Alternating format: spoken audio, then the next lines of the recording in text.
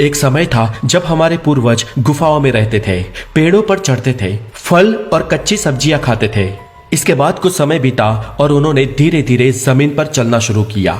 वो जमीन पर जो मिले वो खा लेते थे।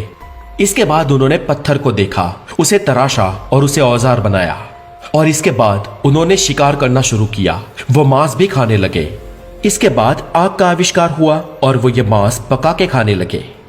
ऐसे हजारों साल गुजरते गए, समय बदलता रहा और हमारे पूर्वज उस गुफा मानवों से सभ्य और सिविलाइज्ड हो गए।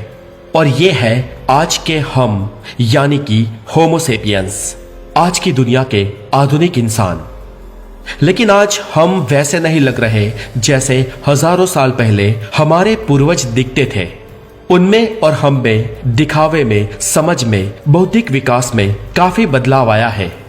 हम इंसान आज जैसे भी है वो लाखों सालों के विकास और इवोल्यूशन का नतीजा है। और ये इवोल्यूशन हमेशा चलता ही रहेगा। आज भी हम लगातार इवॉल्व हो रहे हैं और भविष्य में भी होते रहेंगे, क्योंकि म्यूटेशंस हर जीव में होते हैं। लेकिन ये इवोल्यूशन की प्रक्रिया आने वाले हजार या कुछ हजारों सालों में क्या असर दिखा सकती है, वो हमें किस हद तक बदल सकती है। क्या ऐसा हो सकता है कि हम भी किसी दिन सुपर ह्यूमन की तरह या कंप्यूटर कैरेक्टर्स की तरह दिखने लगे? तो चलिए दोस्तों, चलते हैं आज से 1000 साल बाद और आपको बताते हैं कि 1000 साल बाद इंसान कैसा दिख सकता है, उसकी विशेषताएं क्या होगी, और इन सब के बारे में तो आपने कभी कल्पना भी नहीं की होगी। दोस्तों, दूर के भूतकाल की बात करें तो इंसान शिकार करता था और कच्चा ही खाता था, और इसलिए उस वक्त उनके दांत बहुत ही बड़े और शार्प होते थे। पर आग के आविष्कार के बाद हमारे खाना खाने की रीत चेंज हुई है, जिसके कारण हमारे जबड़े और दांत में भी इवोल्यूशन हुआ है, और जिसके कारण आज उस वक्त से हमारे दांत ज्यादा छोटे और कम नुकीले हो गए हैं। और आने वाले 1000 सालों में हमारे दांत इससे भी ज्यादा और छोटे होने की संभावना है। दोस्तों, आज आप देख रहे हैं कि ग्लोबल वार्मिंग बढ़ रही है। इसके साथ ही पृथ्वी के ओजोन वायु को भी ज्यादा खतरा है, जिसकी वजह से सूरज की डायरेक्ट किरणों का खतरा बढ़ गया है। और ये सब प्रक्रिया धीरे धीरे हो रही है, इसलिए धीरे धीरे हमारा इवोल्यूशन भी उसके मुताबिक होगा और इंसान के शरीर में और बदलाव आएंगे। 1000 साल बाद की बात करें तो पृथ्वी का तापमान और ज्यादा बढ़ने की संभावना है, और इसके चलते सूर्य की लगातार बढ़ रही यूवी रेडिएशन पृथ्वी पर सीधी गिरेगी, जिस कारण हमारी स्किन में भी इवोल्यूशन होगा और उसका रंग आज से भी और ज्यादा सांवला हो जाएगा, क्योंकि सूरज के खतरनाक रेडिएशन से हमारी स्किन हमें बचा सके।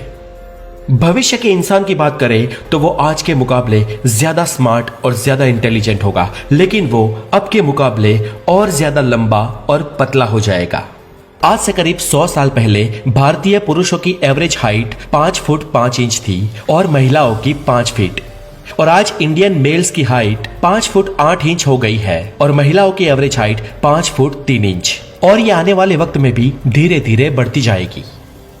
दोस्तों, ये पूर्ण संभावना है कि आज से 1000 साल बाद इंसान आज के मुकाबले बहुत ज्यादा जिएगा, मृत्यु दर में बहुत कमी आएगी और इंसान आमतौर पर बुढ़ापे में ही मरेगा।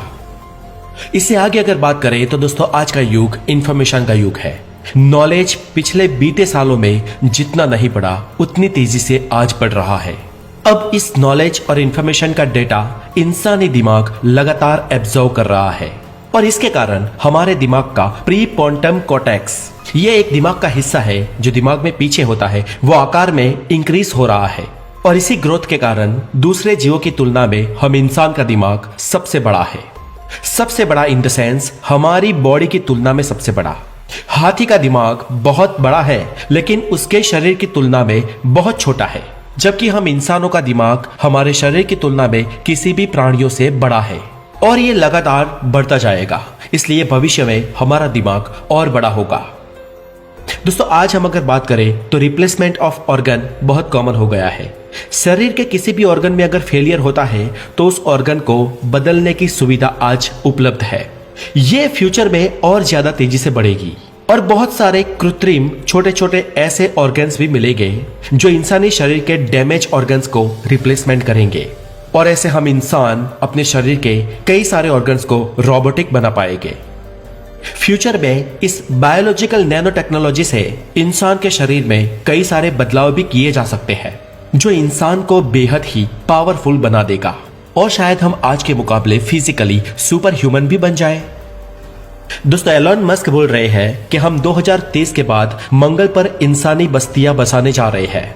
और दोस्तों, मान लो कि अगर इतना जल्दी भी कुछ नहीं होता है, फिर भी अगले 1000 सालों में ये पूर्णतः एक्सेप्टेबल है कि हम इंसान मार्स पर, मून पर और कई सारे और प्लैनेट्स पर भी अपनी कॉलोनीज बसा सकेंगे।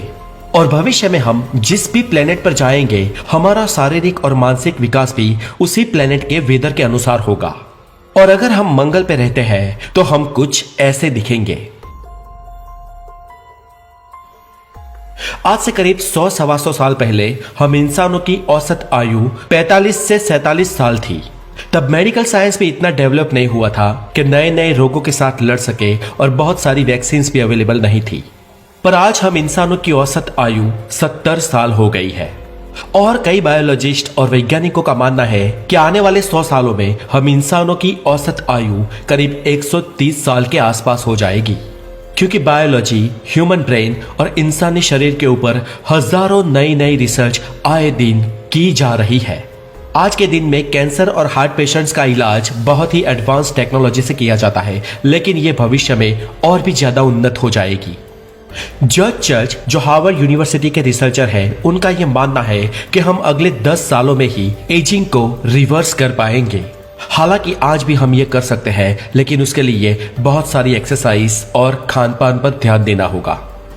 और दुनिया के जाने माने मशहूर बिजनेसमैन एजिंग को स्लो करने के या पूर्णतः स्टॉप करने के लिए अरबों डॉलर रिसर्च पे बहा रहे हैं।